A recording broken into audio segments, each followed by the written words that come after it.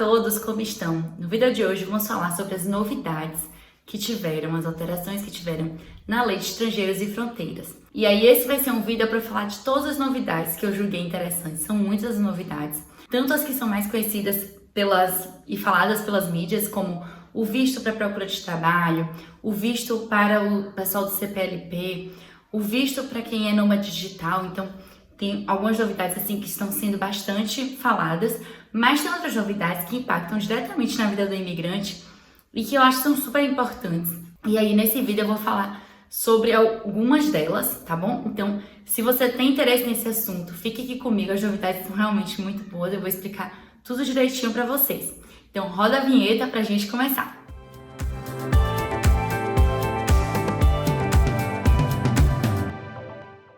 Eu me chamo Gabriela Teles, eu sou advogada de imigração e de empresa aqui em Portugal. E minha função aqui com esse canal, junto com a Alane e Joelma, que hoje também integram a equipe do escritório, é trazer informações de forma simplificada, de forma acessível para todos vocês. E é isso que a gente vai fazer hoje aqui, falar sobre essas alterações de modo que vocês possam entender e alterações que mudam mesmo a vida do imigrante aqui em Portugal. Então, se você não está inscrito aqui no nosso canal, já deixa aqui a sua inscrição, clica aqui no link para fazer a inscrição e ficar sempre por dentro de todas essas novidades. Eu vou começar falando das alterações que não sido assim muito faladas. A primeira delas é com relação ao tempo de validade do título de residência para os estudantes de ensino superior. Mesmo há pouco tempo atrás, houve uma mudança nas validades das autorizações de residência. Antes todo mundo era um ano durante o período de residência temporária, é sempre de um ano. Aí há pouco tempo mudou para 2 anos a primeira, o segundo título de residência temporária para 3 anos, mas os estudantes continuaram tendo apenas 1 ano de validade de título de residência. E agora, essa lei, ela veio alterar esse prazo. Agora, olha que novidade maravilhosa para você, que todo ano tem que fazer a renovação do título de residência. Os títulos agora vão ter validade de 3 anos, desde o primeiro, 3 anos, tá?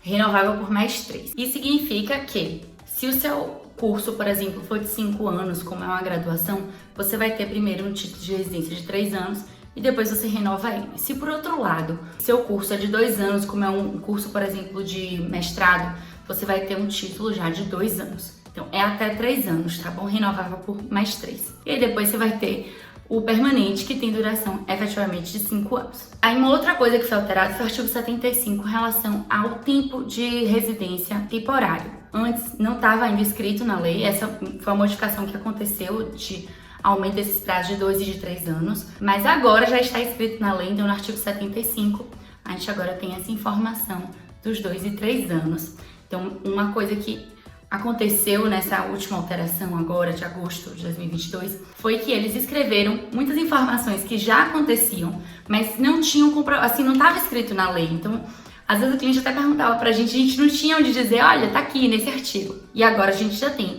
Uma das outras coisas é no artigo 81, número 3, a possibilidade de você trabalhar se você ainda está na pendência de receber do seu processo do CEF. Então, você foi lá no CEF, fez toda a documentação, tá aguardando seu título. Aí a gente ficava, pode trabalhar, não pode trabalhar, ou aguardando, por exemplo, o agendamento do CEF. E aí ficava aquela dúvida. Agora sim, já está escrito na lei que pode efetivamente trabalhar. Mas uma outra coisa que também era a maior confusão é com relação aos estudantes e investigadores. Porque antes tinha a necessidade de que eles fizessem uma comunicação prévia ao CEF se quisessem trabalhar. E aí, o que acontecia? Antes tinha que ir lá, depois era por e-mail, e maior confusão, precisa, não precisa, agora já está esclarecido. Não precisa mais. Eles colocaram essa informação no artigo 97 da Lei de Estrangeiros e Fronteiras, então não vai mais precisar fazer a comunicação prévia ao CEF, vai todo mundo poder trabalhar. Então isso é uma coisa muito boa, né? Os estudantes de uma forma geral. Outra coisa também que gerava bastante dúvida para as pessoas era com relação ao tempo que você ficava dependente do CEF para poder ter a sua regularidade. Então, por exemplo, o seu visto, você fez o visto em outubro, em fevereiro o seu visto de residência ele acaba, mas o seu CEF só está marcado para março. Como é que fica nesse um mês, entre fevereiro e março? Como é que fica a sua situação? E muitas pessoas entravam em desespero por conta disso, mas agora a lei também já trouxe esse esclarecimento de que todos os vistos eles estão prorrogados enquanto a pessoa está numa dependência do processo CEF ou de uma resposta do CEF, algo assim nesse sentido. Então, se você entrou como turista e o seu prazo vai acabar, mas você tem uma entrevista marcada no CEF, não se preocupa, o seu visto de turista ele vai ser prorrogado até que você possa também ir ao CEF. Então, essas mudanças elas realmente vão impactar bastante na vida do imigrante de uma forma geral. E agora, antes de passar para o próximo tema, que eu vou falar sobre vistos, eu quero perguntar para vocês sabiam dessas modificações todas que eu falei aqui agora? Comenta aqui no vídeo pra gente saber, porque na verdade o que a gente mais vê é falando sobre os vistos, né? Mas essas outras modificações, você acha que vão realmente mudar a vida do imigrante aqui em Portugal? Deixa aqui nos comentários. Agora eu vou falar sobre os vistos. O primeiro deles é o visto de procura de trabalho. Então, é um visto que ele vem para modificar essa relação que as pessoas tinham com vir para trabalhar em Portugal, passar por manifestação de interesse, chegar como turista, chegar de forma ilegal. Então, o visto de procura de trabalho, ele vai poder ser solicitado no seu país de origem, para que você tenha um prazo de 120 dias aqui em Portugal, prorrogável por mais 60 dias para procurar um trabalho. E aí tem que ser um trabalho dependente, um trabalho subordinado, ou seja, com contrato de trabalho. Não serve, por exemplo, abrir um recibos verdes e começar a sua atividade de maneira independente, não. Tem que ter contrato de trabalho. E aí, olha só que coisa interessantíssima. Você vai fazer o pedido do seu visto no consulado. O consulado, ele vai lhe permitir vir para cá, para Portugal. Você já vem com 4 coisas muito boas. NIF, número de segurança social, que é o NIS, número de utente, todos eles provisórios, e a data para você ir ao CEF. Com tudo isso, você deve ter, no dia do CEF, da sua entrevista no CEF, já aqui em Portugal, um contrato de trabalho. Se você não tiver, você vai ter que voltar para o seu país de origem e lá vai esperar 1 ano para poder fazer novamente esse pedido de visto de procura de trabalho. É uma medida que Portugal trouxe para movimentar efetivamente a economia do país. E eu acho que vai ser bastante interessante por vários motivos, inclusive um deles, e o principal, é que o tempo de espera para regularização vai diminuir bastante, né, comparado com a manifestação de interesse.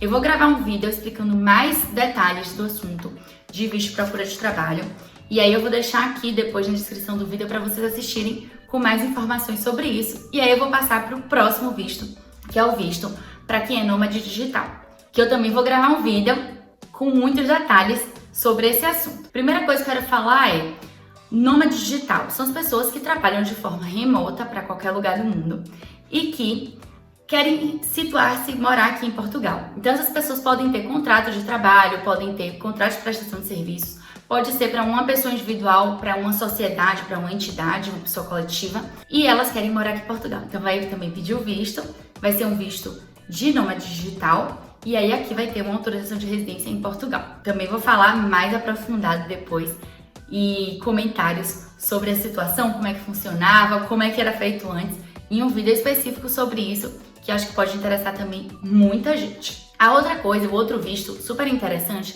é o visto para quem é, o visto de residência temporária para quem é de países CPLP. Então são países que falam a língua portuguesa, né?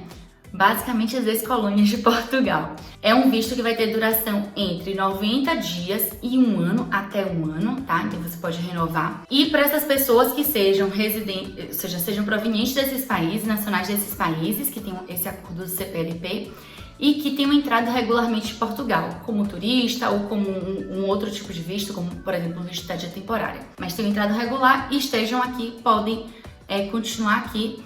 Claro, todos esses vistos depois têm que ser transformados em autorização de residência e essa autorização de residência precisa cumprir todos os requisitos, né, do artigo 75. E aí depois a gente pode até comentar um pouquinho mais em um outro vídeo falando sobre isso. Outra coisa muito, muito importante e que eu acho que está até sendo bastante comentada é com relação à possibilidade de você fazer o pedido de visto para os seus familiares no mesmo momento que você está fazendo o seu pedido de visto. Então você é titular vai, na verdade, solicitar um visto, por exemplo, de profissional altamente qualificado no seu país de origem. Você tem marido ou esposa e crianças.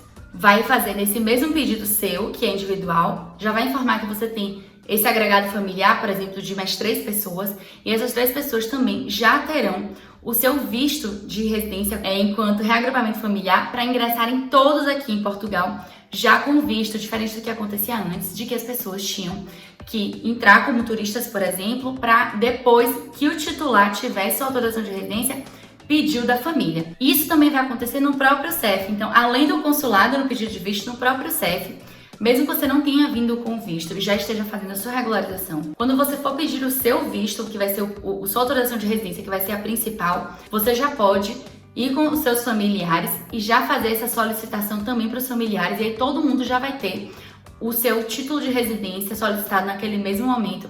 Vai agilizar bastante os processos. É claro que tem que cumprir os requisitos, por exemplo, da subsistência para a família, mas vai facilitar bastante a vida, tanto do CEF, né, enquanto procedimentos, quanto os estrangeiros que vão aqui residir. Gente, é isso. Esse é o apanhado geral das novidades, as que são mais interessantes para vocês. Eu tô com uma ideia aqui, que já montei com a minha equipe, que vai ser da gente fazer uma live no nosso Instagram, no Instagram do escritório, @GabrielaTelesAdvocacia, para conversar sobre as dúvidas que vocês tenham, as questões que vocês tenham, fazer comentários sobre essas alterações. E ela vai acontecer na quinta-feira, no dia 15 de setembro, então não percam, deixem as dúvidas de vocês aqui nos comentários para que a gente possa conversar sobre essas dúvidas, essas questões na live. Então, espero todos vocês e até o próximo vídeo. Não esquece de curtir se você gostou dessas informações todas. Até mais!